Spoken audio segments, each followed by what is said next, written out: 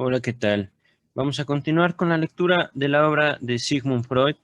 Estamos en el volumen sexto, estamos en el capítulo 5 de Psicopatología de la vida cotidiana. Es el capítulo Tras trabarse, que es un capítulo bastante extenso, pero también muy rico de contenido, muy rico de asociaciones. Eh, He dividido ya el video o este capítulo en varios videos. Este ya es el cuarto video. Estamos en este momento en la página 82 del texto y un pequeño recordatorio. Eh, Hasta el momento se ha ido abordando, digamos, una eh, idea muy específica, aunque por supuesto no literal, no aparece en el texto más que como alusiones al trabajo de Meringer, Meyer, Wundt, y que por supuesto Freud va, digamos, introduciendo justamente en las tesis de estos sus propias teorías acerca de, digámoslo así, un aparato psíquico, un funcionamiento de algo que Freud llama lo inconsciente. Ajá. Es realmente un capítulo muy bello. No les recomendaría escapar de el estudio de todo lo que hemos abordado previamente, solo en este capítulo 5 de Psicopatología de la vida cotidiana, porque tiene mucha relación, digamos, con el psicoanálisis como lo que conocemos hoy estoy hablando del año 2021. Justamente un psicoanálisis muy influenciado por la escuela francesa, muy influenciado por Jacques-Marie Lacan, eh, que toma, digamos, el lenguaje como punto nodal. Ajá.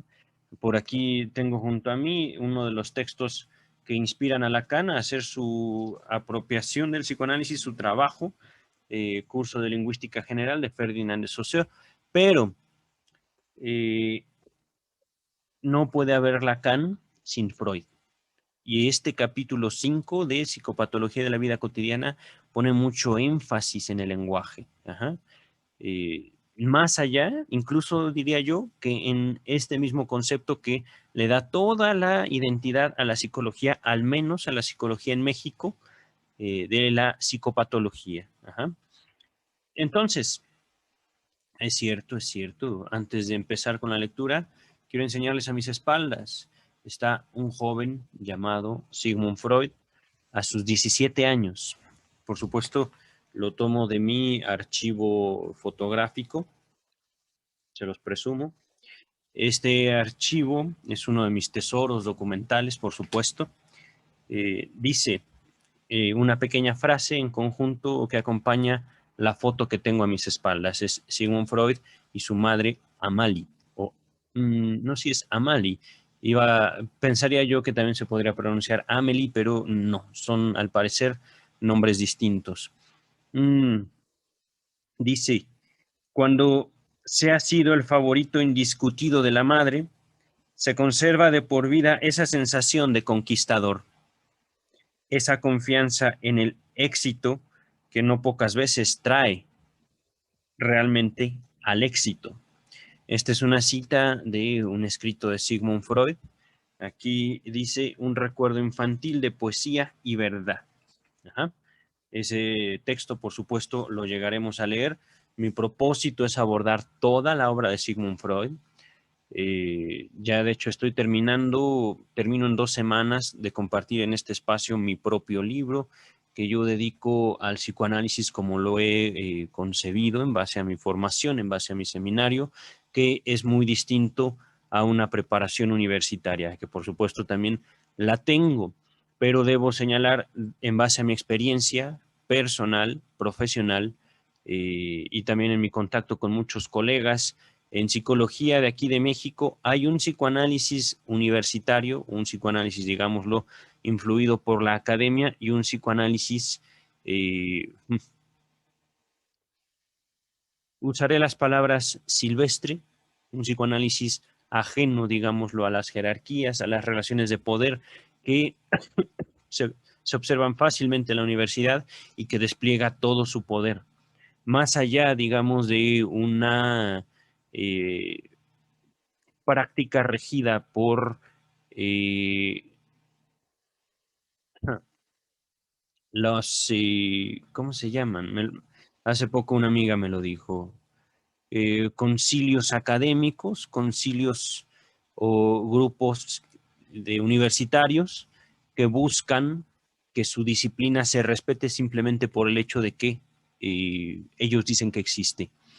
Mm, entonces, más allá de un reconocimiento estatal, más allá, digamos, de una eh, especialización en la psicología, como también se vive el psicoanálisis aquí en México, el psicoanálisis al cual tuve la fortuna de exponerme desde 2009 a la fecha incluso, eh, tiene una característica muy distinta que no se sostiene en base a la repetición incesante de las mismas fórmulas con el objetivo de alcanzar objetivos, digámoslo así, medibles, digámoslo, eh,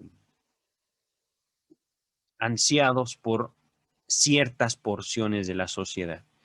No puedo decir que del Estado, sino más bien ciertas conciencias influidas por ciertas moralidades. Pero bueno, sin más, el texto empieza de la siguiente manera. Tal vez tenga mucho que ver esto que estoy diciéndoles.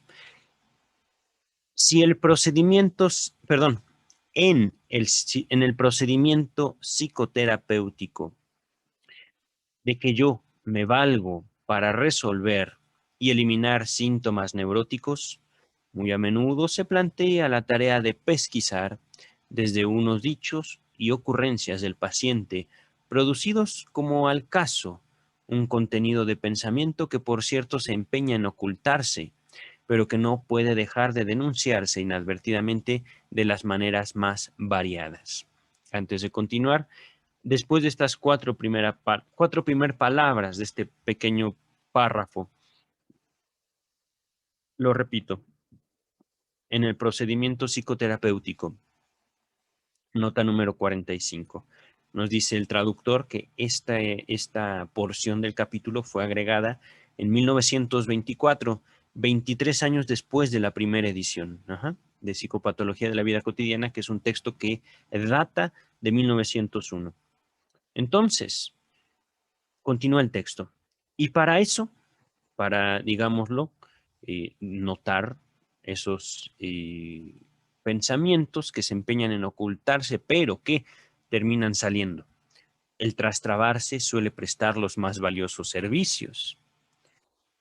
¿Cómo podría yo demostrarlo con los más convincentes al par que curiosos ejemplos?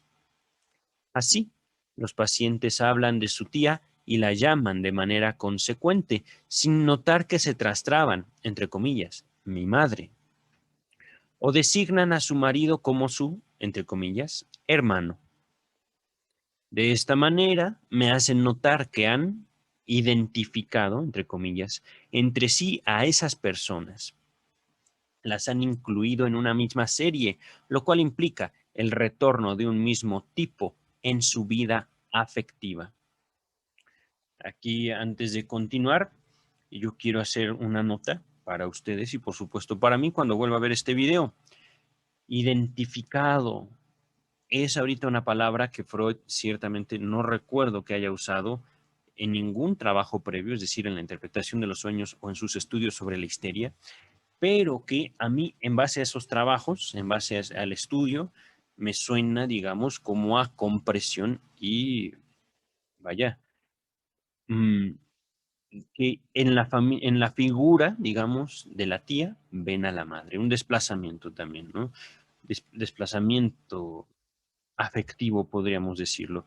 Ahorita, por supuesto, estoy haciendo esta observación partiendo de mi propia perspectiva, y eso es importante notarlo. Esta observación no tiene por objeto, digámoslo, ser canónica, ser parte del texto mismo, sino que se me impone ahorita también la relación de la histeria con el proceso de identificación, pero eso ya merece una elaboración mucho más profunda que de la que puedo ocuparme en este momento. Continúo con el texto. Otro ejemplo. Aquí esto dice nota 46, salvo indicación en contrario, lo que sigue hasta la página 86, data de 1900. Ah, no. A ver, ¿cómo está esto? Proceso psicoterapéutico. Me he equivocado. Cuando les hablé de la nota 45, yo leí, sin darme cuenta, la 44. Esto que les estoy por comentar es del texto original de 1901. Sin embargo, em, este pequeño adelanto, este pequeño texto que empieza con las palabras otro ejemplo, data o fue agregado en 1907. Entonces, esta es, digamos, una de las dificultades que James Strachey inadvertidamente se ocupa, ¿no? De crear. Independientemente de cuándo fue agregado este texto, en general, 1901, todo el texto es, digamos, con excepción de justo lo que les voy a leer, es del texto original, dice, un joven de 20 años se presenta en mi consultorio con las palabras, yo soy el padre de N.N, a quien usted ha tratado. Perdón, quiero decir que soy el hermano. Él tiene 4 años más que yo. Ahí finaliza la frase de este sujeto, de este joven. Comprendo que por medio de ese desliz quiere expresar que él, como su hermano, repito, él como su hermano, ha enfermado por culpa del padre, y como aquel demanda curación, pero es en verdad el padre quien estaría más urgido de ella.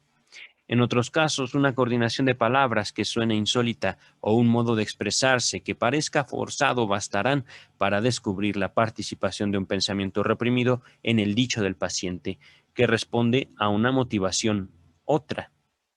Así, en las perturbaciones gruesas del habla y en estas otras más finas que aún pueden subsumirse en el trastrabarse, entre comillas, esta última palabra, hallo que no es el influjo de unos, entre comillas, efectos de contacto entre sonidos. Esta fue una tesis hecha por Wilhelm Wundt, que se abordó en la página 64, aquí nos dice el texto, ¿vale? Sino el de unos pensamientos situados fuera de la intención del dicho, lo decisivo para la génesis del desliz y lo que permite iluminar la equivocación sobrevenida en el habla. No querría poner en duda las leyes según las cuales los sonidos ejercen efectos de alteración recíproca, mas no me parece que posean suficiente eficacia para perturbar por sí solas la pronunciación correcta del dicho. En los casos que he estudiado rigurosamente y he profundizado, ellas no constituyen sino el mecanismo preformado del que se sirve, por razones de comodidad, un motivo psíquico más lejano, pero sin restringirse a la esfera de la influencia de esas interrelaciones fonéticas, es decir, de sonido. Estas palabras que voy a compartir están destacadas, están como de ladito, en, digamos, un formato distinto. En una gran serie de sustituciones, aquí el traductor nos manda a la página 58, vamos a continuar, repito. En una gran serie de sustituciones, el trastrabarse prescinde por completo de tales leyes fonéticas. En esto me encuentro en pleno acuerdo con Wundt, eh, Wilhelm Wundt, ¿vale? Quien de igual modo conjetura que las condiciones del trastrabarse son complejas y rebasan en mucho los efectos del contacto fonético. Si bien considero comprobados estos, entre comillas, influjos psíquicos más distantes, según la expresión de Wundt, no tengo por lo demás reparo alguno en admitir también que en el caso de un decir apurado, es decir, dicho con prisa, y de una atención un poco distraída, las condiciones del trastrabarse se pueden reducir fácilmente a los límites definidos por Meringer y Meyer. Sin embargo, para una parte de los ejemplos recopilados por estos autores parece más probable una resolución más compleja. Escojo el caso citado en la página 57, nos dice el traductor.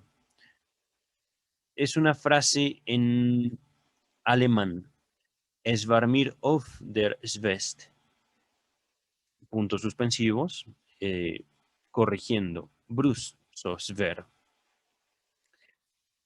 Ha ocurrido simplemente aquí que Sve la sílaba, digámoslo así, este sonido de la frase que les acabo de leer, suplantara del alemán verdrangen a Bru, recordemos en aquella frase, el hablante sustituye Svest por Sver. No, perdón, sustituye Sver por Svest y sustituye der por Brust. Repito, ha ocurrido simplemente aquí que Sve, el sonido Sve, suplantara a Bru de igual valencia, pero como una anticipación de sonido. No se puede desechar, sin embargo, que los fonemas de Sve fueran habilitados para esta su saliencia en virtud de una particular relación. Esta no podría ser otra que la asociación Svester, Bruder, hermana, hermano. Del Svester y Bruder serían las palabras alemanas para hermana y hermano. O todavía más, Brüderschwester, pecho de la hermana, que nos traslada a otros círculos de pensamiento. Y este auxiliar, invisible tras la escena, es el que presta al inocente Sve el poder cuyo triunfo se exterioriza como equivocación en el habla. Respecto de otros casos de trastrabarse, se puede suponer que la asonancia de palabras y significados obscenos es el perturbador genuino. La desfiguración y deformación deliberadas de las palabras y giros idiomáticos, de que tanto gustan las personas mal educadas, no se propone otra cosa que recordar lo prohibido a partir de una ocasión inocente. Y este jugueteo es tan común que no nos asombraría que se abriera paso también de manera inadvertida y contraria a la voluntad. Ejemplos como, vienen palabras alemanas, disculpen mi alemán.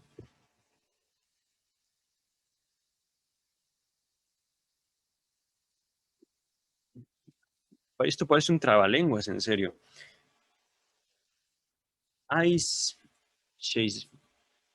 Eis weichen, Eis, Eis, Eis, Weichen, por Eiwes Scheibchen. Aquí vienen dos. El primer asterisco, literalmente, así está escrito: mujer caga huevos por trocitos de clara de huevo. Eiches, Weichen, es el alemán para la frase esta, mujer caga huevos. En vez de Eis, Eisben, Eisbeis, Scheibchen. Trocitos de clara de huevo. Ajá. Apopos frist es otro ejemplo por apropos. A ver otra vez. Apopos es una palabra inexistente, pero popó es la forma en que los niños designan o llaman la cola. Así está escrito entre comillas. Por supuesto, popó. Estamos recordando, les recuerdo que estamos nosotros abordando un texto de Viena, Austria, de 1900. Ajá. 1900, 1924 es indistinto. El punto es de que tiene un contexto histórico, social, cultural muy particular. En caso de, por ejemplo, mi propio contexto, popó es un sinónimo de mierda, un sinónimo de caca. Ajá. Continúan los ejemplos y disculpe mi alemán, vienen más palabras alemanas y las distingo por la estructura. Locus capital, por lotus capital. Aquí viene un tercer asterisco que dice literalmente capitel de excusado, locus capital, por capitel de lotos, ¿m? Etcétera. Y quizá continúan los ejemplos y quizá también eh, Alabusterwasch, Alabasterbusch de Santa Magdalena pertenezca a esta categoría. Aquí hay dos observaciones. Alabusterwasch significa, esa palabra no existe, nos dice el traductor, mientras que bust es busto por caja de alabastro. A ver, Alabasterbush es caja de alabastro, pero solo la palabra bush es busto, no, perdón, bust es busto. Bust aparece en alabuster, no, alabusterbash, discúlpenme. En todo caso, lo que la persona que dice alabusterbash, quería decir es alabasterbush, pero en esta pronunciación de la palabra alabuster, introduce entonces la palabra bust, pecho, busto, seno. Entonces, después de alabusterbash, que es el error, queriendo decir alabasterbush, de Santa Magdalena pertenezca a esta categoría, viene la nota 47. Esta es una nota un poco larga, pero dice: en una paciente mía, el trastrabarse persistió como síntoma hasta que se lo recondujo a la chiquillada de sustituir ruinieren, arruinar, que quiere decir arruinar, por urinieren, orinar. Lo que sigue se agrega en 1924, es la nota 47 todavía. A la tentación de hacer libre uso por el artificio del trastrabarse de unas palabras indecorosas y vedadas se anudan las observaciones de Abraham sobre operaciones fallidas con, entre comillas, tendencia sobrecompensadora. Esto se hizo en 1922. Una paciente muy propensa a duplicar, tartamudeando la sílaba inicial de los nombres propios, había alterado el nombre de Protágoras en Protrágoras. Poco antes había dicho, en lugar de Alejandros o Alejandro, a Alexandros. Aquí se repite la A, Alexandros. La averiguación dio por resultado que de niña había sido muy afectada a la picardía que consiste en repetir las sílabas del sonido A y el sonido A y el sonido PO. En el lenguaje infantil, AA y popó designan caca y cola. Jugueteo que no rara vez conduce al tartamudeo en los niños. Y entonces, a raíz de el nombre de Protágoras, sintió el peligro de repetir la R de la primera sílaba al decir Popotágoras. Para defenderse de ello, se aferró convulsivamente a la R y, por añadidura, interpoló otra R en la segunda sílaba. De parecido modo desfiguró en otra ocasión las palabras pater, que significa platea, y condolens, que significa condolencia, en parterre y codolens, para esquivar las palabras próximas en asociación de ella, pater como padre y condom como preservativo. Qué curioso. También se conocían los condones en 1924, ¿vale? Continúa el texto.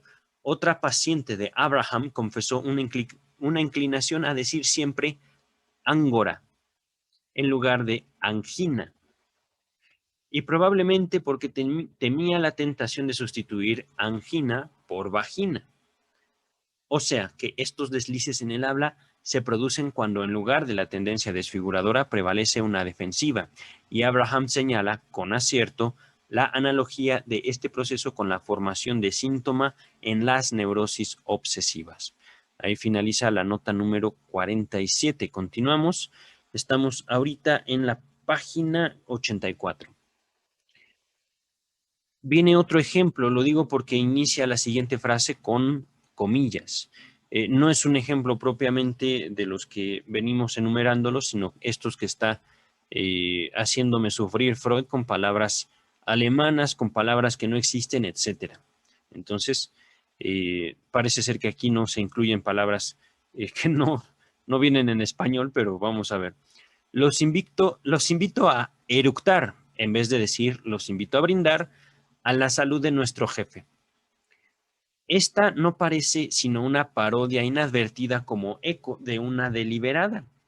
Si yo fuera el jefe en cuyo homenaje se cometió ese lapsus, se destaca la palabra lapsus, en el discurso del brindis, sin duda reflexionaría en los sabios que eran los romanos cuando permitían a los soldados del emperador triunfante manifestar en canciones burlescas su íntima inquina hacia el festejado. Inquina, qué es inquina? Yo no lo sé. Estoy recurriendo a la Real Academia Española. Inquina, aversión, mala voluntad. Es la única concepción, es el único significado que maneja al día de hoy eh, la Real Academia Española en su portal de Internet. Ahora, regresando al texto. Ujú, aquí está. Meringer refiere sobre sí mismo que a un hombre a quien llamaban con el familiar apelativo honorífico de Senelx, así está escrito, Senexl, Senexl, o de Altes, Altes de, no sé si sea alemán, no me parece que sea alemán, viejo, quiere decir Altes, esta palabra de no sé qué idioma sea, antes, al, Altes Senexl, quiere decir viejos en Excel. Él le dijo una vez Prost, salud, que esto de Prost quiere decir salud. Ajá. Prost Senex Altesl.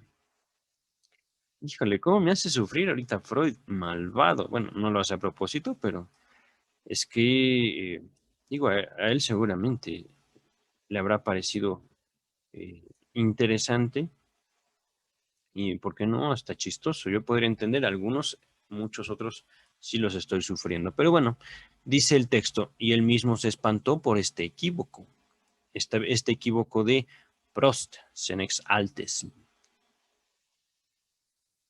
Aquí viene la nota número 49, Meringer y Meyer, 1895. Esto ya lo habíamos visto. Este fue el título, creo que era Psicología del Lenguaje, algo así, de Meringer y Meyer. En todo caso, podríamos nosotros buscar el texto en Google, me parece. Continúa el texto. ¿Acaso podemos interpretar sus sentimientos si reparamos en cuán cerca está Altesl por del insulto Alter Esel, burro viejo? Serios castigos interiores se imponen al que comete una falta de respeto contra los mayores, o sea, reducido a la infancia contra el padre.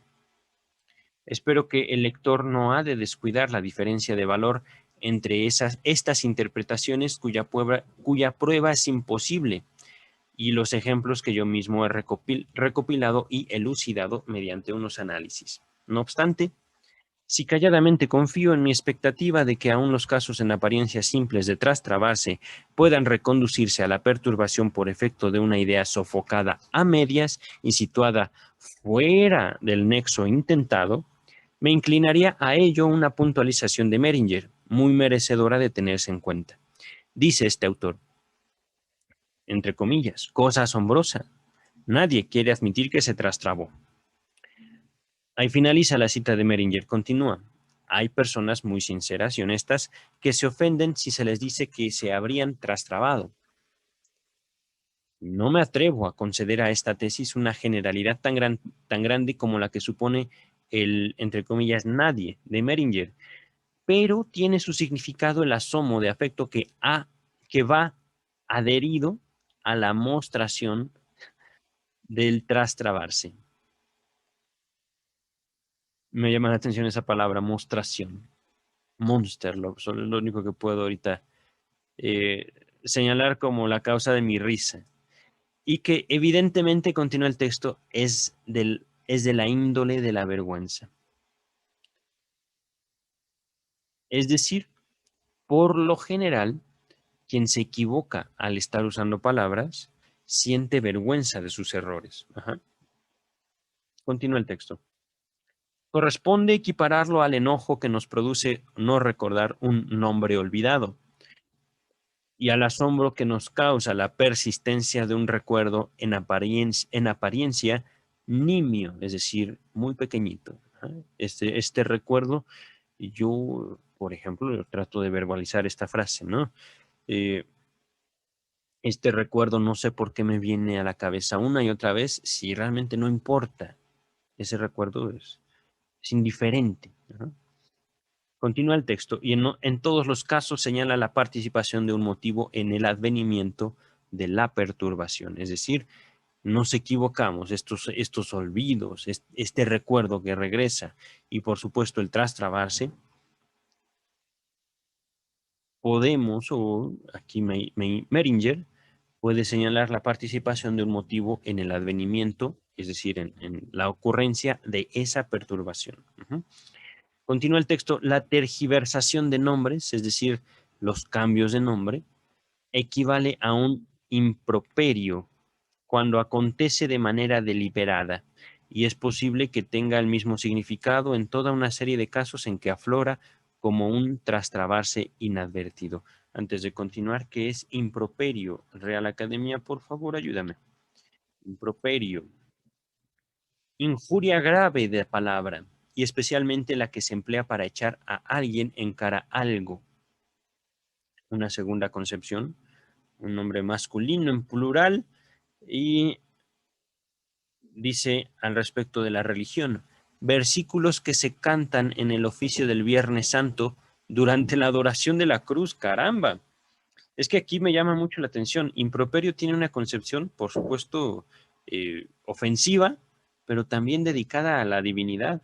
Versículos que se cantan en el oficio del Viernes Santo. Eso es un improperio. ¡Wow!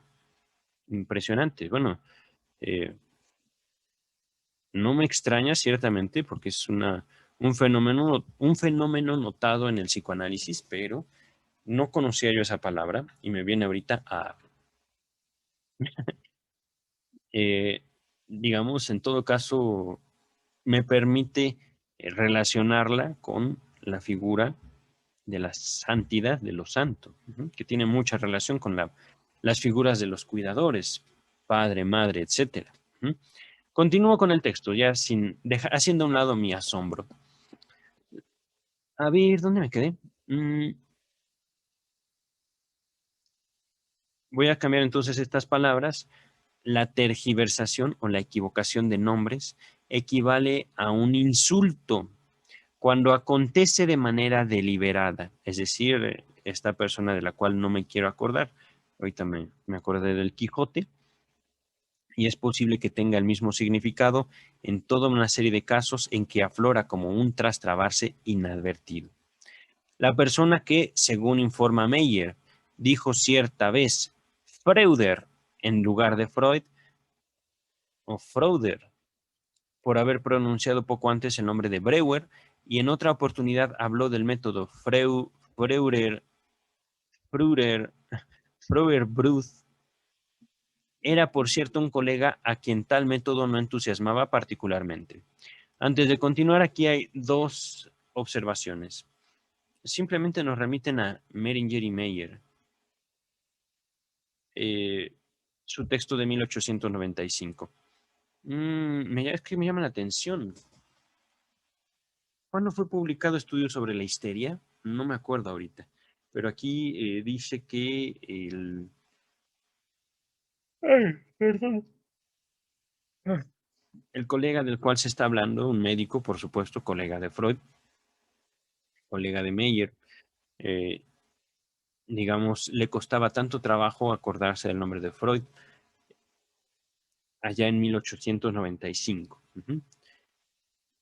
Continúa el texto más adelante, hablando del mismo título de Meringer y Meyer. Entre los deslices en la escritura, comunicaré un caso de desfiguración de nombre que no reclama en verdad un esclarecimiento diverso. Antes de continuar, aquí viene la nota 52 y nuevamente es una nota bastante larga. Entonces, a ver, deslices de escritura. Ajá. Nota agregada en 1907. Se puede señalar también que son en particular los aristócratas quienes se inclinan a desfigurar los nombres de médicos a quienes han consultado, y es lícito inferir de ahí que en su interior los menosprecian, no obstante la cortesía con que suelen tratarlos. Luego se agregó lo que sigue en 1912, misma nota 52. Cito aquí algunas certeras puntualizaciones sobre el olvido de nombres, tomadas de un trabajo en inglés en el cual el doctor Ernest Jones, sobre a la sazón de en Toronto, es decir, en ese momento se encontraba en Toronto, elabora nuestro tema. Jones, 1911. Lo que sigue entonces está tomado por Jones o de una publicación de Jones. Todo lo que sigue está entre comillas, todo, y es bastante. Pocas personas pueden evitar un arranque de enojo cuando se encuentran con que alguien ha olvidado su nombre, en particular si tenían la esperanza o la expectativa de que la persona en cuestión lo recordaría. Advierten instintivamente, sin vacilar, que no lo habría olvidado si en su momento ellas le hubieran causado una impresión más intensa, ya que el nombre es un ingrediente esencial de la personalidad, ciertamente. Así, pocas cosas hay más halagadoras que sentirse imprevistamente llamado por el propio nombre por una alta personalidad. Antes de continuar, hay una canción de Radiohead, Lucky. Hay una frase de esa canción de Radiohead que dice, el presidente me llama por mi nombre, pero no tengo tiempo para él. Es decir, sí, mira, una persona importante sabe mi nombre, sabe quién soy y me llama por mi nombre, pero ¿qué crees? Soy tan importante que ni siquiera tengo tiempo para el presidente. Loki, Radiohead, creo que este está en... Ay, no me acuerdo cómo se llama el disco, pero bueno, pueden buscarla en YouTube, Spotify, etcétera, etcétera, etcétera. Loki, o como con suerte. Es muy bella esa canción. Continúo con la lectura. A ver, ¿en qué me quedé? Aquí está. Napoleón, como la mayoría de los conductores de hombres, era un maestro en este arte, en el arte de nombrar a otra persona. Durante su infortunada campaña de 1814 en Francia, dio una prueba asombrosa de su memoria en este aspecto. Cuando se encontraba en un pueblo cercano en Craonne, recordó que había conocido 20 años atrás en el regimiento de la Fère a su burgomaestre, Debussy. La consecuencia fue que el arrobado Debussy se consagrara a su servicio con ilimitado celo. Por esto mismo, hoy no hay más, hoy, perdón, por esto mismo no hay medio más seguro que afrentar a alguien que haciendo como si uno hubiera olvidado su nombre. Repito aquí, no hay modo más seguro de insultar a alguien que haciendo como si uno hubiera olvidado su nombre. Uno insinúa así que la persona le es tan indiferente que ni siquiera se tomó el trabajo de retener cómo se llamaba. Este artificio es empleado a menudo en la literatura. En Humo, el libro se llama Humo, de Turgenev, encontramos este pasaje. Lo que sigue es una cita dentro de una cita. Entonces, ¿todavía haya usted en Baden divertido? Me he equivocado. ¿Todavía haya usted a Baden divertido, señor Litvinov? Rad- Radmirov solía vacilar siempre al pronunciar el nombre de Litvinov, como si tuviera que esforzarse para recordarlo. Así, con la manera arrogante de llevarse la mano al sombrero cuando lo saludaba, quería mortificarlo en su orgullo. Ahí se cierra la cita, ajá, de Turgenev. En otro pasaje del libro Padres e Hijos, el mismo autor escribe, el gobernador invitó a Kirsanov y Bazarov al baile y repitió la invitación unos minutos después. Al hacerlo, pareció que los creía hermanos y los llamó Kisarov. Aquí quiero destacar, Kisarov es una palabra compuesta por Kirsanov y Bazarov. Kisarov, entonces. Continúa Jones. Aquí el olvido de la primera invitación, la equivocación del apellido y la incapacidad para discernir separadamente a los dos jóvenes rematan en un supremo menosprecio.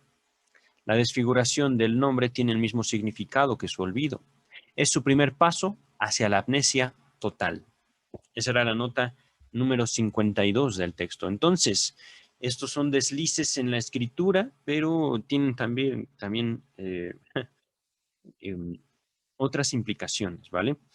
Continúa el texto principal. En estos casos de los deslices de la escritura, tiene injerencia como elemento perturbador una crítica que debe ser dejada de lado porque en ese momento no corresponde a la intención del que habla.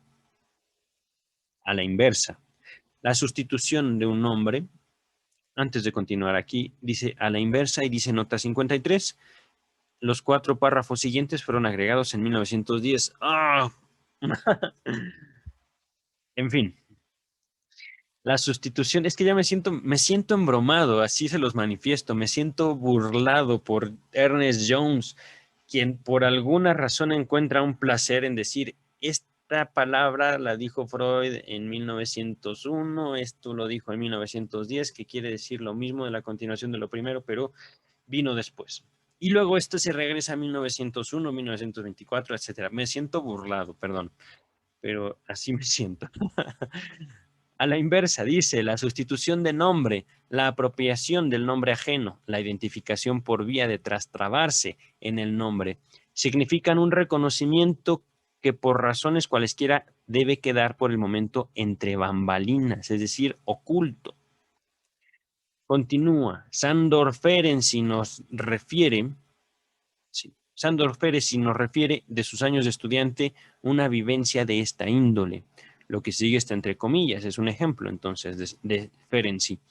En el primer año de la escuela secundaria tuve que recitar en público, o sea, ante toda la clase, y por primera vez en mi vida una poesía. Estaba bien preparado y quedé estupefacto cuando, apenas hube empezado, me interrumpió un estallido de risas.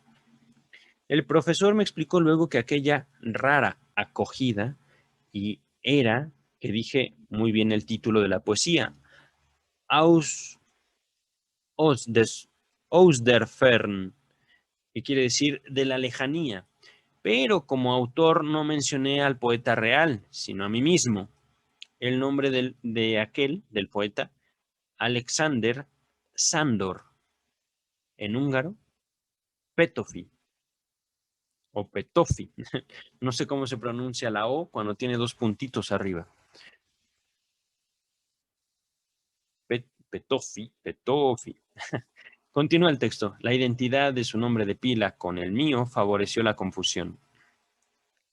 Pero la genuina causa de esta fue sin duda que en mi secreto deseo, o en mi secreto deseo, yo me identificaba por entonces con el celebrado héroe poeta, Alexander Sándor Petofi.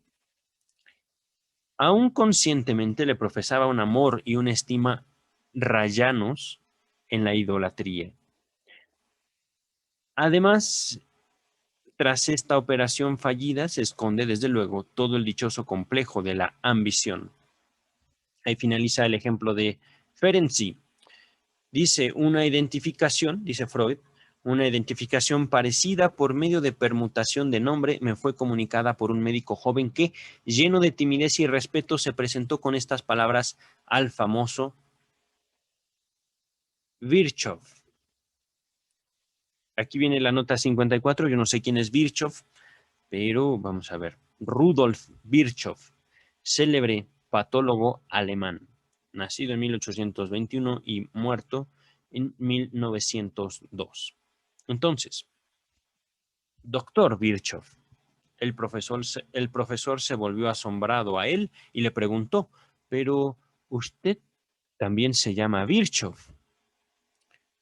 Continúa, yo no sé cómo justificó su desliz el joven ambicioso. Se halló la salida elegante para decir que, considerándose él tan pequeño al lado del gran hombre, el suyo propio no pudo menos que írsele de la mente. Ah, ya, ya, ya, ya, ya, ya, ya, ya. Y continúa el texto. Y si tuvo la osadía de confesar que esperaba algún día ser tan grande hombre como Virchow, y pedía por eso al señor consejero Áulico que no lo tratara tan despreciativamente. Es posible que uno de estos dos pensamientos, o quizá los dos al mismo tiempo, confundieran a nuestro joven en el acto de presentarse. Es decir, llega un joven a presentarse delante del doctor Virchow. Y cuando el doctor Virchow le pregunta cuál es su nombre, no se lo sabe. Se le fue así, se borró su nombre y le dice, doctor Virchow, yo soy también Virchow. Y entonces el profesor le dice, pero ¿tú también te llamas como yo? Sí. Continúa el texto. Por motivos personalísimos, debo dejar sin decidir si al caso que ahora citaré le es aplicable una interpretación semejante. En el Congreso Internacional de Ámsterdam, en 1907, la doctrina sobre la histeria por mí sustentada fue objeto de vivos debates. Nota número 55, dice James Strachey, se refiere al primer Congreso Internacional de Psiquiatría y Neurología realizado en Ámsterdam en septiembre de 1907. El oponente, entre comillas, era, lo voy a latinizar, es un nombre alemán, Aschaffenburg. Aschaffenburg. Véase la biografía de Sigmund Freud por Ernest Jones de 1955. Entonces, continúa el texto principal, me contaron que uno de mis más enérgicos oponentes se trastrabó repetidas veces en su catilinaria contra mí dirigida, poniéndose en mi lugar y hablando en mi nombre. Dijo, por ejemplo, Breuer y yo han demostrado, como se sabe, cuando solo pudo haberse propuesto decir Breuer y Freud. El nombre de este oponente no muestra la menor semejanza fonética con el mío. Este ejemplo, así como muchos otros de permutación, es decir, permutación, cambios en el nombre, nos advierte que el trastrabarse puede prescindir enteramente de la facilidad que la homofonía le proporciona. Recordemos, homofonía, sonidos iguales o sonidos muy parecidos.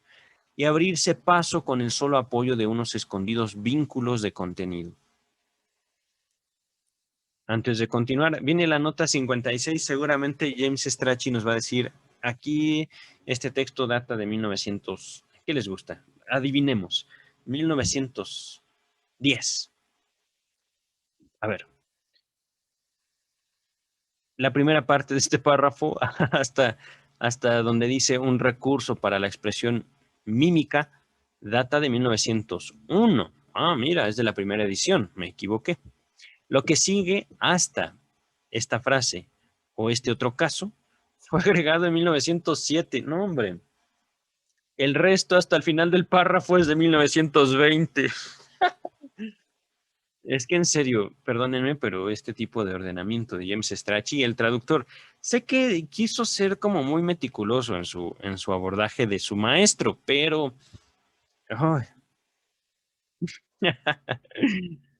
es molesto, al menos para mí, me interrumpe el hilo de pensamiento. En fin, en otros casos, dice Freud, más importantes, lo que fuerza a trastrabarse y aún a sustituir lo intentado por su opuesto es una autocrítica, una contradicción interior a lo que uno mismo exterioriza. Asombrados, vemos entonces cómo el texto de un juramento cancela el propósito de este.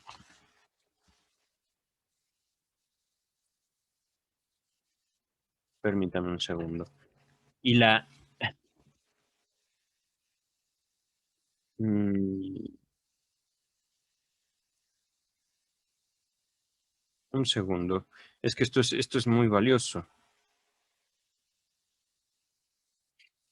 Repito, asombrados, vemos entonces cómo el texto de un juramento cancela el propósito de este y cómo la equivocación en el habla pone en descubierto la insinceridad interior.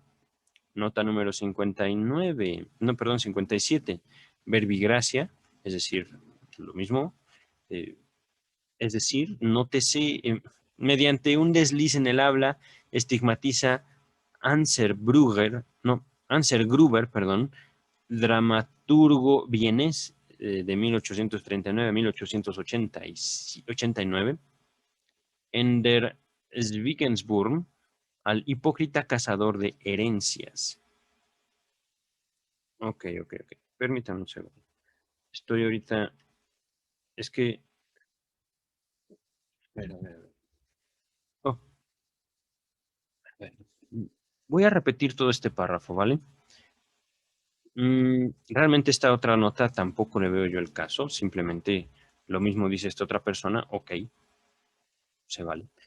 En otros casos más importantes, lo que fuerza a trastrabarse y aún a sustituir lo intentado por su opuesto es una autocrítica, una contradicción interior a lo que uno mismo exterioriza. Es decir, uno está diciendo algo y uno mismo dice, eso no es cierto, eso no, así sí, así no. Independientemente de lo que uno quiera manifestar, ya sea una afirmación o una negación, en uno mismo se halla la contradicción y esa contradicción choca justamente con la intención de decir una voluntad, de decir una frase. Asombrados vemos entonces cómo el texto de un juramento cancela el propósito de éste y cómo la equivocación en el habla pone en descubierto la insinceridad interior. El trastrabarse se vuelve aquí un recurso para la expresión mímica. Claro que en muchos casos, para la de aquello que no se quería decir, se vuelve un medio de traicionarse a sí mismo. Por ejemplo, ay, me dolió el brazo. Necesito hacer un poquito de estiramiento. Pero bueno, dice, por ejemplo, cierto individuo que en sus relaciones con la mujer no prefiere el comercio llamado normal, interviene de pronto en una plática acerca de una muchacha a quien motejan de coqueta, del alemán, no sé si es alemán o es francés, coquette. Lo que sigue es la frase me parece que del joven o de alguien, entre comillas, ya le quitaría yo esa costumbre de coetieren. A ver, coetieren, con doble T. No hay duda, solo la palabra coitieren, tener coito, pudo provocar aquella alteración de la intentada, coquetieren, ok, coquetear, ya, ok. Entonces, coitieren no existe nuevamente. En vez de coquetear, en vez de coqueta, le dijo esa costumbre de, en vez de decir, ya le quitaría yo esa costumbre de coquetear de esta muchacha, en vez de decir coquetear, del alemán coquetieren, lo estoy latinizando, no se pronuncia así, dice una frase entre coquetear y tener coito, en alemán que se diría coitieren, lo estoy latinizando, ¿vale? Continúa el texto. O este otro caso, entre comillas, este es otra frase de otra circunstancia. Tenemos un tío que desde hace meses está muy mortificado porque nunca lo visitamos. Aprovechando la ocasión de que él se mudó de domicilio, nos presentamos en su casa después de largo tiempo. En apariencia se alegra mucho con nuestra visita y fue muy afectuoso. Nos dice al despedirnos. Espero que en lo sucesivo los vea todavía más raramente. Repito, más raramente. Las contingencias favorables del material lingüístico. A ver, antes de continuar. James Strachey, nota 58. Este párrafo y el siguiente fueron agregados en 1907. Gracias, Strachey. Bye. Las contingencias favorables del material lingüístico suelen engendrar casos de trastrabarse que producen el efecto desarmante de un desenmascaramiento o un resultado de total comicidad, es decir, cómico, de risa. Ajá. Así en los siguientes, observados y comunicados por el doctor Reitler. Lo estoy latinizando, yo creo que se leería Rittler.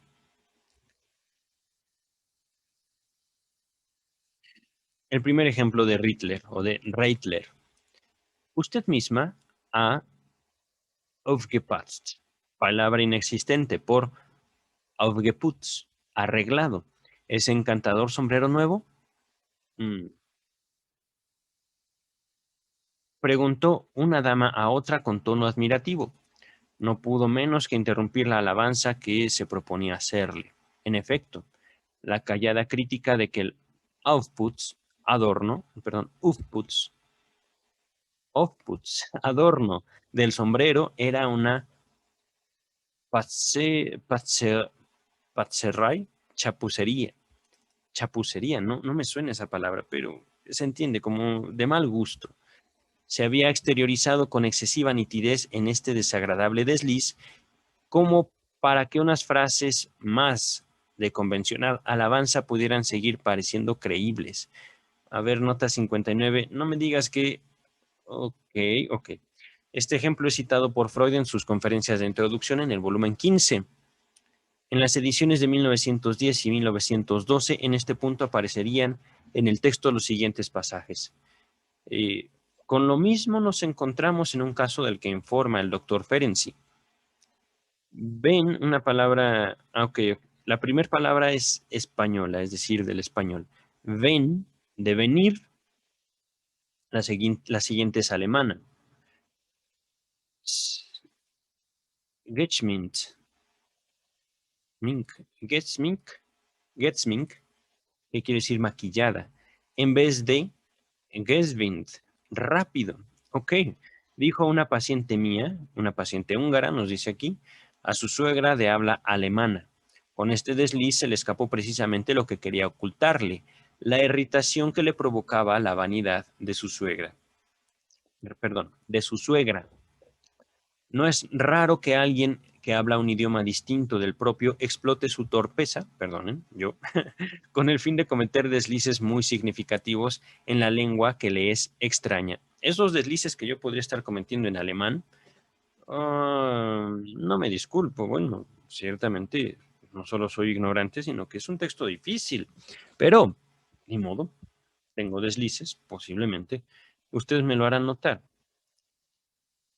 Continúa el texto. Oh, aquí está. ¿Sí? ¿Es esto? Sí. Miren, antes de continuar, las notas 60 y 61 nos dice, lo que les voy a leer ahorita, dice, Strachey fue agregado en 1920. Gracias. Más suave, aunque inequívoca también, es la crítica en el ejemplo que sigue.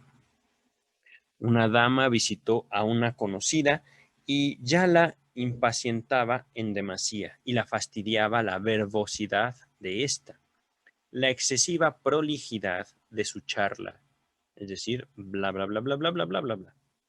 Por último, consiguió interrumpirla y despedirse, pero ya en el vestíbulo, la conocida que la acompañaba volvió a detenerla con una nueva catarata de palabras y luego, cuando ya se marchaba, tuvo que volver a oírla de pie junto a la puerta de salida. Uy, no, es que terrible. Al fin la detuvo con esta pregunta. ¿Está usted en casa en el vestíbulo? Del alemán vestíbulo, Vorzimmer. Solo por el gesto atónico de la otra reparó en su trastrabarse. Fatigada a causa de tan largo plantón en el vestíbulo, quiso cortar la conversación con la pregunta: ¿está usted en casa por la mañana? Del alemán mañana, Vormittag. Y de aquel modo lo que hizo fue delatar su impaciencia ante la nueva retención. Ahí finaliza el ejemplo. Dice, el siguiente ejemplo está en la nota 61 que nos decía entonces, agregado en 1907. Ay, por Dios. Continúo. Del que fue testigo el doctor Max Graf, equivale a un llamado a moderarse. Aquí viene el ejemplo.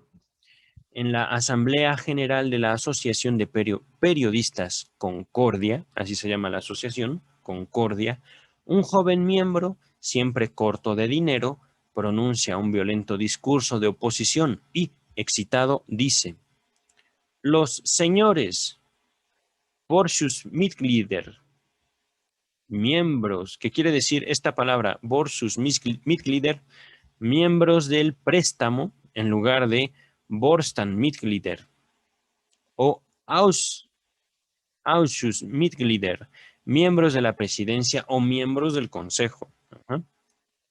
es que estos señores son los encargados de aprobar los préstamos y nuestro joven orador acaba de presentar una solicitud en ese sentido. ¿Ok? En el ejemplo de Vorswein de la página 60, vimos que es fácil que se produzca un desliz en el habla cuando uno se ha empeñado en sofocar improperios. Y es que justamente por ese camino se desahoga uno. Aquí este desliz de Borswein, no me acuerdo. Aquí nos remite, nos remite a la página 60. Esto ya tiene 2 videos que lo grabé, es decir, ya más de 3 horas, yo creo. Pero viene a ver, nota 62. Ah, este párrafo, el que sigue agregados en 1920. Déjenme ver. Ah, la nota 63, agregado en 1912. Mm, creo que ya son las únicas indicaciones de ir y venir en el tiempo. Entonces, un fotógrafo que se ha propuesto evitar los epítetos zoológicos en el trato con sus torpes empleados, dice a un aprendiz que pretende vaciar una gran bandeja llena hasta el tope y naturalmente derrama por el piso la mitad.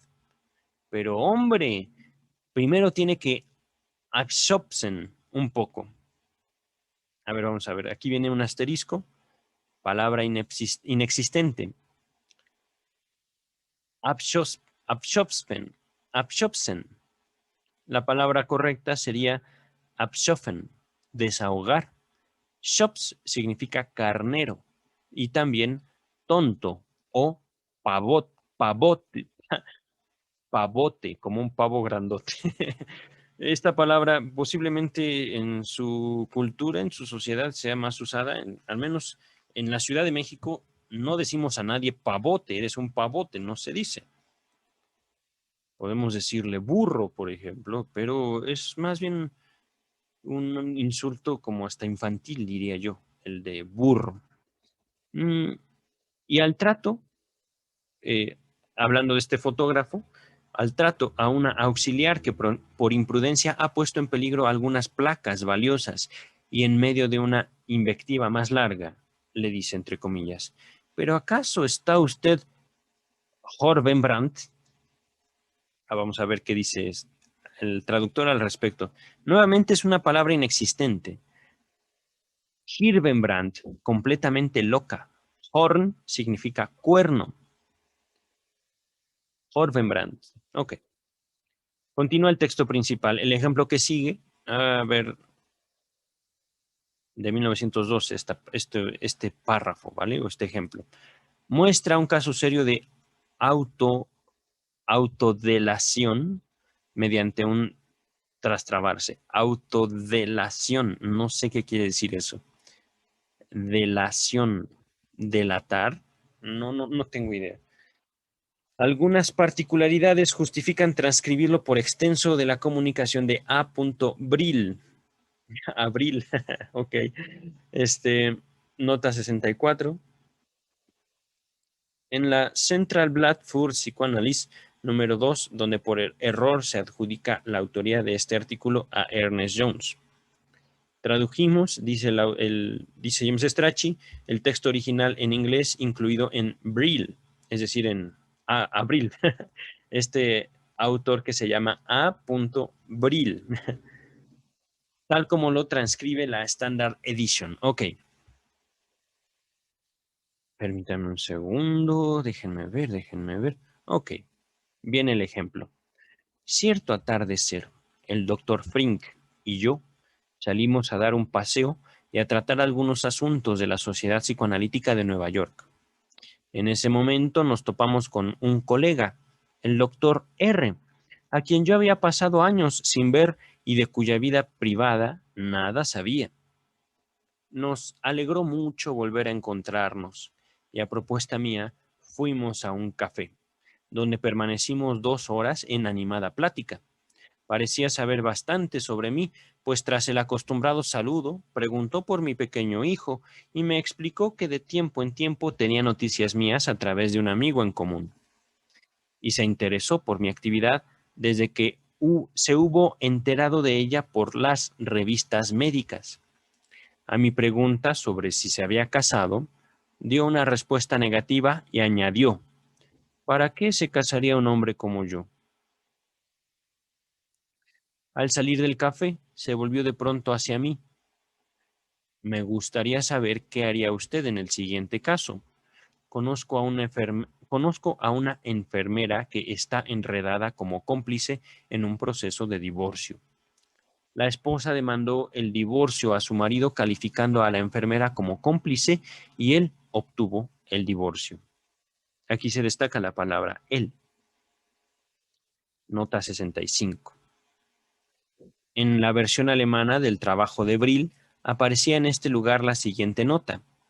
De acuerdo con nuestras leyes, no se concede el divorcio a menos que se demuestre que una de las partes ha cometido adulterio y desde luego la separación se concede en favor de la parte engañada. Ok, ya entiendo. Es decir, sería ella la favorecida, ¿no? Aquí esto destaca. Aquí lo interrumpí, nos dice Brill. ¿Querrá usted decir que ella obtuvo el divorcio? Es decir, ella fue la ofendida, la esposa de este médico, según entiendo. Ujú, ujú, ujú. Ok, continúa. No dice si es médico, simplemente era, digamos, el amante de una enfermera. Ajá, continúa el texto. Se rectificó en el acto. Desde luego, ella lo obtuvo. Y siguió refiriendo que la enfermera quedó tan afectada por el proceso y el escándalo que se dio a la bebida. Sufrió una grave alteración nerviosa, etcétera. Y él me pedía consejos sobre el modo en que había de tratarla. Tan pronto lo hube corregido el error, le pedí que lo explicara, pero él empezó con las usuales respuestas de asombro, que todo ser humano tiene pleno derecho a trastrabarse, que se debe solo al azar y que nada hay que buscar detrás, etcétera. Repliqué que toda equivocación en el habla debe tener su fundamento y que estaría tentado de creer que él mismo era el héroe de la historia si no fuera porque antes me había comunicado que permanecía soltero. En tal caso, en efecto, el desliz explicaría por el deseo de que su mujer, y no él, perdiera el proceso, a fin de no tener que pagarle alimentos, de acuerdo con nuestro derecho en materia de matrimonio, y poder casarse de nuevo en la ciudad de Nueva York. Él desautorizó obstinadamente mi conjetura, al par que la corroboraba. Sin embargo, con una exagerada reacción afectiva, nítidos signos de excitación y después carcajadas. Ante mi solicitud de que dijera la verdad en aras de la claridad científica, recibí la respuesta. Si usted no quiere que yo le mienta, debe creer que soy soltero. Y por tanto, su explicación psicoanalítica es enteramente falsa. Agregó además que un hombre que reparaba en cada insignificancia era, a todas luces, peligroso.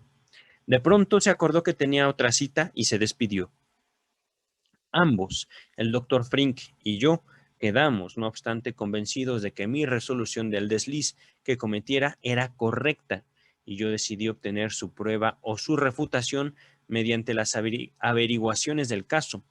Algunos días después visité a un vecino, viejo amigo del doctor R., quien pudo ratificar mi explicación en todas sus partes. El fallo judicial se había pronunciado pocas semanas atrás, siendo la enfermera declarada culpable como cómplice. El doctor R. está ahora firmemente convencido de la corrección de los mecanismos freudianos. Ahí finaliza el ejemplo. Wow. Entonces, autodelaciones como, ah, una acusación propia. A ver, permítame un segundo.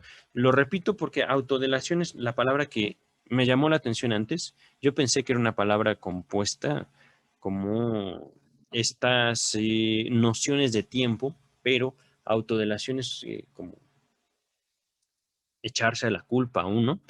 Permítame, voy a ver a la Real Academia Española. Delación, delación.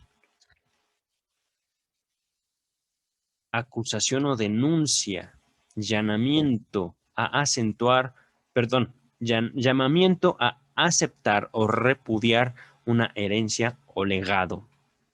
Delación. Entonces, autodelación, autoacusación, autodenuncia. La autodelación es igualmente indudable en el siguiente caso, comunicado por Otto Rank, nota 66, 1912. Ya sabemos. Un padre que no tiene ningún sentimiento patriótico y quiere educar a sus hijos libres también de tales afectos que le parecen ociosos, censura a sus hijos varones por haber participado en una manifestación patriótica y cuando le invocan que idéntica conducta tuvo su tío, rechaza el argumento con estas palabras. Pero a él, justamente, no tienen que imitarlo. Es un idiota. El asombrado rostro de los hijos ante este desplante insólito en su padre hizo advertir a éste que se había trastrabado y señaló disculpándose. Desde luego, quise decir patriota en vez de idiota. Ujú.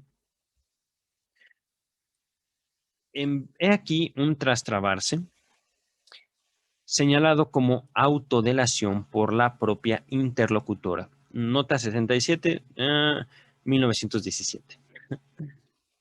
Nos lo comunica Stark, quien agrega un comentario pertinente, aunque rebasa los límites de la tarea interpretativa. Un segundo, estamos en la página 92. Déjenme ver. Estamos creo que a 10 páginas de finalizar el texto. Em, Creo yo que lo puedo acabar. Ya hoy por lo menos no tengo más pendientes. Entonces, el ejemplo. Una odontóloga había convencido a su hermana a examinar. Una odontóloga había convenido, es decir, acordado, con su hermana examinarla alguna vez a fin de averiguar si tenía buen contacto, se destaca esa palabra, entre los molares, o sea, si sus paredes laterales se tocaban de suerte que no pudieran quedar restos de comida entre ellos. Pasado un tiempo, la hermana se quejó por la excesiva tardanza en el cumplimiento de su convenio y dijo en broma: quizá trate a una colega, pero su hermana tiene que seguir esperando. La odontóloga la examina por fin. Realmente halla un pequeño orificio en uno de los molares y dice: no pensé que fuera tan serio. Creí que solo no tenías contante. Puntos suspensivos. No tenías contacto. Es decir, dijo contante en vez de contacto. ¿Lo ves?, exclama la hermana riendo. Solo por tu avaricia me hiciste esperar más tiempo que a tus pacientes que pagan. Dinero contante y sonante, podría yo pensar, con ese desliz. Pero continuamos. Desde luego que no tengo derecho, es el mismo ejemplo, continúa, no tengo derecho a agregar mis propias ocurrencias a las de ella, ni extraer conclusiones sobre esa base. Pero al enterarme de este trastrabarse, la hilación de mis pensamientos me llevó a considerar que estas dos mujeres jóvenes, inteligentes y amables, son solteras y mantienen muy poco trato con hombres jóvenes, y me pregunté si no tendrían más contacto con estos de poseer ellas más contante. Ok, continuamos. También el siguiente trastrabarse, comunicado por Reich, es Wilhelm Reich, o Reich, 1915, no nos dice, simplemente Reich, eh, tiene el valor de una autodelación o autoinculpación, delatarse a uno mismo. Una muchacha debía ser desposada por un joven que no le era simpático. Oh, qué feo. Para aproximar a ambos, los padres convinieron a hacer una reunión a la que asistieran también los futuros novios. La muchacha tuvo bastante dominio sobre sí misma como para que su festejante, muy obsequioso con ella, no sospechara su antipatía. Pero a la pregunta de la madre sobre si le había gustado el joven, respondió con toda cortesía: bien, es muy detestable. Puntos suspensivos. Bueno, es muy amable. Aquí, en vez de decir amable, es muy amable, dijo es muy detestable. Dijo la palabra alemana, y perdonen mi mal alemán, Liden Wirdrich, Liden, Liedenswürdig, por Liebenswürdig. Liebenswürdig es detestable, Liebenswürdig es amable. Liebenswürdig, perdón, amable. No menos carácter de autorrevelación posee otro ejemplo, que Rank define como de, entre comillas, tras trabarse chistoso. Aquí nuevamente nota 70 dice al respecto de Rank, nos dice en qué año lo publicó, 1913. Una mujer casada a quien le gusta oír anécdotas y de quien se dice que no es desafectada desafecta, es decir, que no le desagradan cortejos extramatrimoniales si vienen refrenados por oportunos regalos, oye a cierto joven que pretende también, regalo, oye a cierto joven que pretende también sus favores y que le cuenta. No son intención esta vieja historia. Ok, me parece rara la forma en la que Rank escribe. No son intención. Debe decir no con intención, no lo sé. Así está escrito, no son intención esta vieja historia. De dos socios comerciantes, uno se empeña en conseguir los favores de la mujer, algo esquiva de su compañero. Al fin ella cede a cambio de un regalo de 1000 florines. El marido está a punto de salir de viaje y su compañero le pide prestados 1000 florines con la promesa de devolvérselos a su mujer al día siguiente. Desde luego, da ese monto a la mujer con supuesta recompensa de amor, y ella se cree descubierta cuando su marido, ya de regreso, le pide los 1000 florines y sufre además el vituperio. En el momento en el que el joven llegó al punto de la historia en el que el seductor dice a su compañero, mañana devolveré, se destaca esa palabra, el dinero a tu mujer. La dama que oía su relato lo interrumpió con estas significativas palabras. Dígame usted, ¿no me lo ha devuelto usted ya? Perdón, quise decir contado. Viene un asterisco aquí. Las palabras alemanas para devuelto y contado no guardan semejanza entre sí. Continúa y finaliza el ejemplo. Difícilmente, sin decirlo de manera expresa, habría podido dar a entender con más claridad su disposición a entregarse bajo las mismas condiciones. Ok, ok. Un lindo caso. Esto se agregó en 1919. Un lindo caso de autodelación, sabotaje, no sé, autoacusación con desenlace inofensivo es el que comunica Víctor Tausk en 1917, bajo el título La, bajo el título La fe de los antepasados. Como mi novia era cristiana y no quería abrazar el judaísmo, yo me convertí al cristianismo para que pudiéramos casarnos. No me mudé, no mudé mi confesión sin resistencia interior, pero la meta perseguida me pareció justificarlo, tanto más cuanto que mi adhesión al judaísmo había sido externa, no el fruto de una convicción religiosa que no la tenía de ninguna índole. Empero, luego me he confesado siempre judío y pocos de mis conocidos saben que estoy bautizado. De este matrimonio nacieron 2 hijos varones, bautizados como cristianos. Cuando los muchachos alcanzaron cierta edad, fueron instruidos acerca de su ascendencia judía a fin de que los influjos antisemitas de la escuela no los movieran a volverse contra su padre por ese ocioso motivo. Permítanme un segundo, déjenme revisar cómo está el fondo de pantalla. Les comento que ahorita ya anocheció aquí en la Ciudad de México y yo tenía miedo. Me he puesto ahorita una luminaria nueva. Bueno, con el objeto de que no cambiara mucho la iluminación y se borrara mi fondo de pantalla. Continúo. Entonces es una historia interesante de Víctor Tausk. Hace algunos años, durante las vacaciones de verano, residía yo con los niños en D. Así está escrito, una D mayúscula, en casa de una familia de maestros. Merendábamos un día con nuestros huéspedes, gente de ordinario amistosa, y la señora de la casa, que no sospechaba el origen judío de los demás miembros del grupo en vacaciones, dirigió unas hirientes invectivas contra los judíos. Yo habría debido poner en claro, osadamente, la situación para dar a mis hijos el ejemplo de, entre comillas, valentía en el sostén de las propias convicciones, pero temí las penosas explicaciones que suelen seguir a una confesión así. Además, me arredró tener que abandonar el buen alojamiento que habíamos hallado y estropear de ese modo a mis hijos su periodo de descanso. De por sí breve, en caso de que la conducta de nuestros anfitriones se volviera inamistosa por ser nosotros judíos. Qué pena, en verdad. No convivo mucho con judíos, pero se me hace una situación terrible. Ahora bien, era previsible que mis hijos revelarían la verdad sincera y despreocupadamente si seguían asistiendo a la plática. Así pues, quise alejarlos de la reunión enviándolos al jardín. Vayan al jardín, judíos, Juden, del alemán Juden.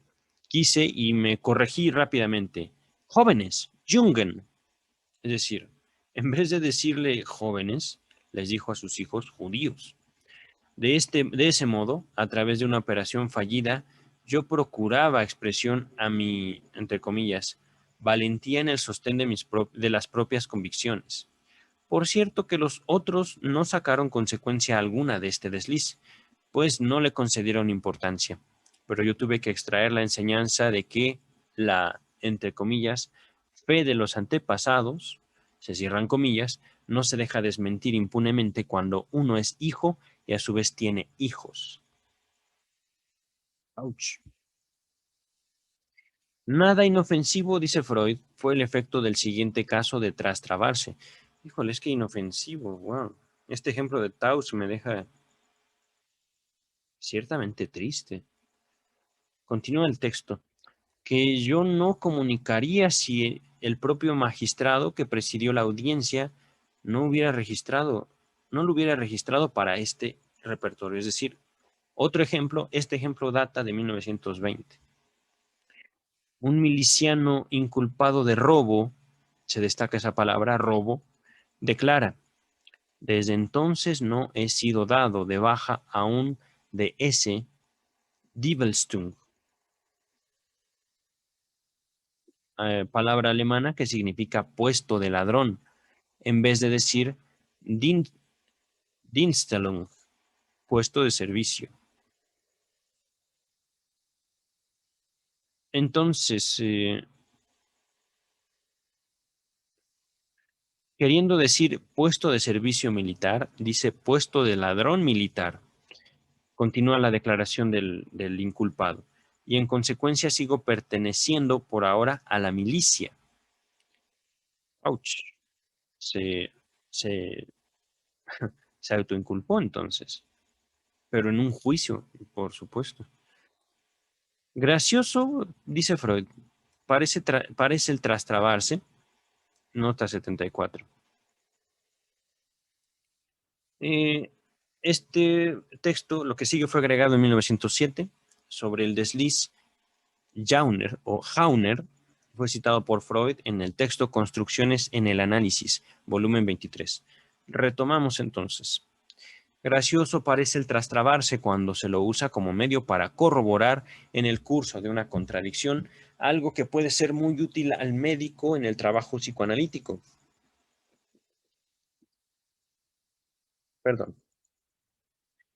Cierta vez tuve que interpretar el sueño de uno de mis pacientes en el que aparecía el nombre Jauner. Jauner. Ajá. No sé cómo leer esto, no sé si es italiano, francés, alemán, no lo sé.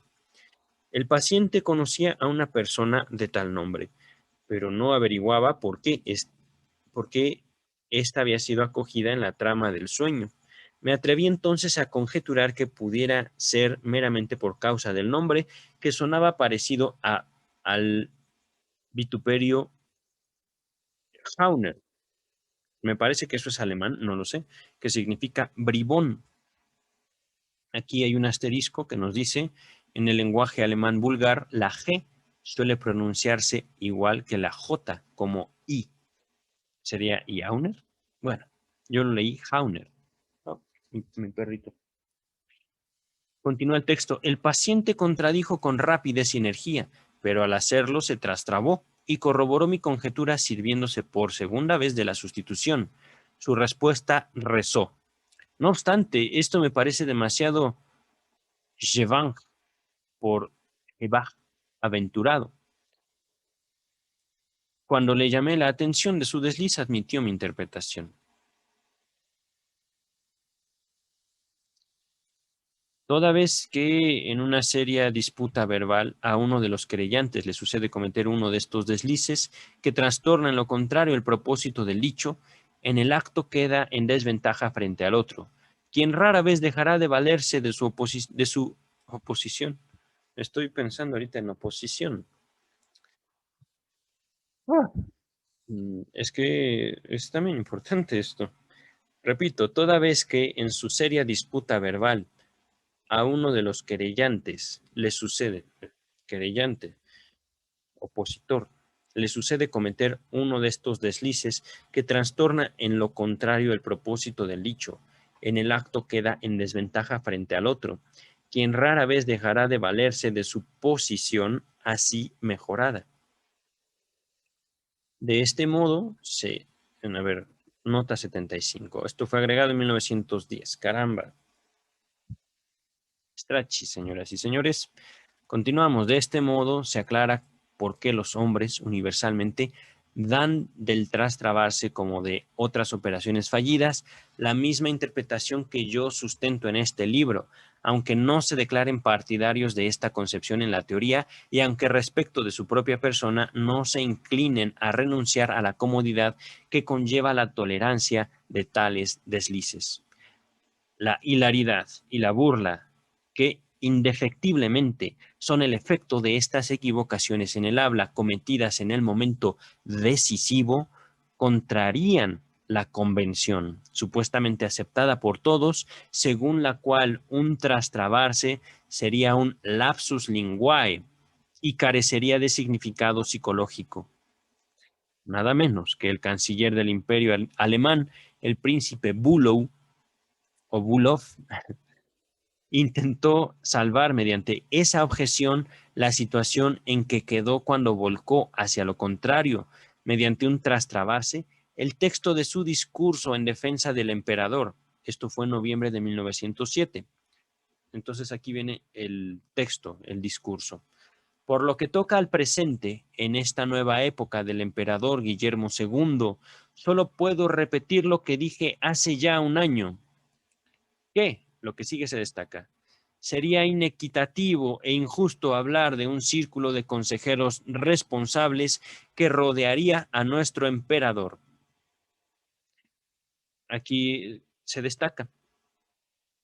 Dijo Bülow o Bülow, responsables, consejeros responsables. Cuando quería decir consejeros irresponsables. Le apuntan muchas voces vivamente. Hablar de un círculo de consejeros irresponsables. Disculpen ustedes el lapsus linguae. Risas. Es decir, sería injusto lo que, lo que revela su equivocación. Las decisiones las tomaba solo una persona, el emperador. Sería injusto hablar de un círculo de consejeros responsables. Esa era la verdad. Sin embargo, la frase del príncipe Bülow, o Bülow, no sé realmente cómo se pronuncia, B-U-L-O-W, pareció un poco inteligible por la acumulación de negaciones. La simpatía por el orador y el miramiento por su difícil posición se conjugaron para que no se sacara ulterior partido contra él en su trastrabarse. Peor le fue a otro un año después y en ese mismo lugar. Quería exhortar al emperador para que informase sin reservas, pero un maligno desliz lo remitió a otros sentimientos de lealtad a la corona que anidaban en su pecho. El que sigue está entre comillas, es el ejemplo citado. Latman, del Partido Nacional Alemán. En la cuestión del pedido de informes, situémonos en el terreno del reglamento interno de la dieta. Según este, la dieta tiene el derecho de dirigir al emperador ese pedido de informes. Creemos que el pensamiento unánime y el deseo del pueblo alemán consisten en obtener un informe unánime. Esto se destaca, ¿vale? También en este asunto. Y si bien podemos hacerlo de un modo que tome bien en cuenta los sentimientos monárquicos, debemos hacerlo, empero, una palabra alemana, ruglatos, que quiere decir sin espina dorsal. Grandes risas que duran algunos minutos. Señores, no se dice ruglatos, perdón, no se dice ay, rugratlos, se dice ruclatlos, sin reservas, risas. Esperemos que tal manifestación sin reservas del pueblo hallará igual respuesta en nuestro emperador en estos difíciles tiempos. Nota número 76. Freud volvió a aludir a este desliz en sus conferencias de introducción en el volumen 15. En fin, continúa el texto. A ver, déjenme ver, página 96. Yo creo que voy a tener que suspender hasta aquí por cuestiones de tiempo. Ustedes no lo escuchan, pero atrás de mí tengo a mi perrito que está manifestando su molestia en gruñidos, ¿vale? También aquí donde estoy grabando y por el foco que estoy usando se está acumulando el calor. Entonces, por comodidad también y por salud, tanto mía como de mi perro, voy a interrumpir en esta página, la página 97. Estamos a 10 páginas más o menos de finalizar. Mira, 9 páginas. Este bello capítulo, largo pero bello capítulo. 97 entonces me quedé. Página 97. Les agradezco mucho su paciencia. Espero que se hayan divertido tanto como yo con los ejemplos. Nos estamos viendo pronto. Cuídense. A ver, aquí está. Bye. Muy bien, no me había dado cuenta que interrumpí el ejemplo de Latman, el Partido Nacional Alemán. Estábamos entonces viendo este desafortunado tras trabarse frente a una comitiva política dirigida al emperador, dice ese pedido de informes. Voy a finalizar este video con la conclusión histórica que pasó con esa desafortunada error en el habla, dicho en frente de muchas personas. En su número 12 del 12 de noviembre de 1908, el Vorwärts, periódico de la socialdemocracia alemana, no dejó de mostrar el significado psicológico de este desliz. Lo que sigue está entre comillas, es decir, es una cita del periódico de la socialdemocracia alemana. Nunca en parlamento alguno ha caracterizado tan certeramente un diputado en una involuntaria autoacusación su actitud y de la mayoría parlamentaria hacia el monarca, como lo consignó el antisemita Latman, cuando en el segundo día de la interpelación, su festivo patos, es decir, su festivo error, su error que causó tanta algarabía, se descarriló confesando que él y sus amigos querían decir al emperador su opinión sin espina dorsal. Sin espina dorsal, digámoslo, sin lógica, sin centro, sin ninguna otra eh, motivación más que su capricho, su voluntad. Un aluvión de carcajadas de todas las bancadas ahogó las posteriores palabras del desdichado, quien todavía juzgó innecesario, este es un patos mío, quien todavía juzgó necesario balbucear, a modo de expresa disculpa, que en verdad quiso decir sin reservas. Vamos a entonces dejar hasta aquí. Estamos ahora sí en la página 97 del texto Psicopatología de la vida cotidiana.